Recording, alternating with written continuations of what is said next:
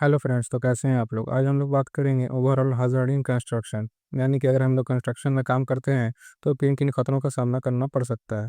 इसमें हमारा आता है एमपीसी एंड बीईओ।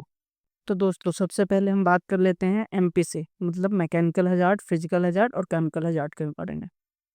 तो मैकेनिकल हजार्ड जिसमें मशीन से जुड़े खतरे हों, जितने भी मशीनरी से जुड़े खतरे हों, जैसे क्रशिंग हो गया, ट्रैपिंग हो गया, शेयरिंग हो गया, कटिंग हो गया, किसी भी किसी भी मशीन के मूविंग पार्ट पे हम गार्ड नहीं लगाएं तो वो काउंट होगा मैकेनिकल हजार्ड में। सेकेंड हमारा आ जाता है फिजिकल हजार्ड। तो फिजिकल हजार्ड क्या होता है? कोई भी ऐसा फैक्टर जो हमारे शरीर को नुकसान पहुंचाता है उसे फिजिकल हजार्ड कहते हैं। For example excess noise, fall from height, electric shock, slip trip, चक्कर आना, मौत होना, फैटिग होना, ये सारे हमारे आ जाते हैं फिजिकल हजार्ड में। ओके। अब थर्ड आता है केमिकल हजार्ड। तो केमिकल हजार्ड के बारे में हम लोग बात करते हैं। केमिकल की वजह से अगर हमारे शरीर को कोई नुकसान होता है तो उसे हम केमिकल हजार्ड में काउंट करते हैं।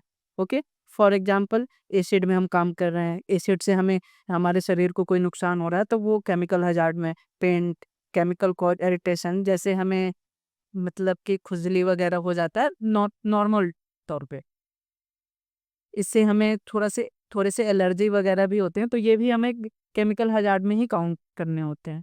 ओके। तो हम लोग आगे बढ़ते हैं। एमपीसी के बाद आता है बीईओ मतलब biological hazard, environmental hazard, organisational hazard. Okay. तो सबसे पहले हमारा आता है बायोलॉजिकल हजार्ड। तो बायोलॉजिकल हजार्ड क्या होता है? जो बैक्टीरिया जिसे हम देख नहीं सकते हैं उसके वजह से हमें कोई डिजीज होती है, कोई बीमारी होती है, कोई संक्रमण होता है, तो उसे हम बायोलॉजिकल हजार्ड में काउंट करते हैं। ओके। तो इसके एग्जाम्पल कुछ हैं: bacteria, virus, blood and other body fluid मतलब कि खून खून जमा हो जाना, या फिर अ, कहीं कहीं पे होता है कि बॉडी में पानी जमा हो जाता है, तो ये बायोलॉजिकल हजार्ड में होता है। वैसे बैक्टीरिया जिसे हम देख नहीं सकते हैं उसके वजह से हमें कोई डिजीज हो तो ये बायोलॉजिकल हजार्ड में आएगा। ओके।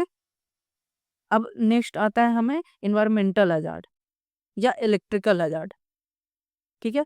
तो वैसे हजार्ड जो हमारे इन्वायरमेंटल को प्रभावित करते हैं, जो हमारे वातावरण को प्रभावित करते हैं और उससे हमें या लोगों को उनके हेल्थ पे कोई असर आता है, तो उसे हम इन्वायरमेंटल हजार्ड में काउंट करते हैं। फॉर एग्जांपल के लिए dust, pollution, poor lighting, fluid, ये सब इन्वायरमेंटल हजार्ड है।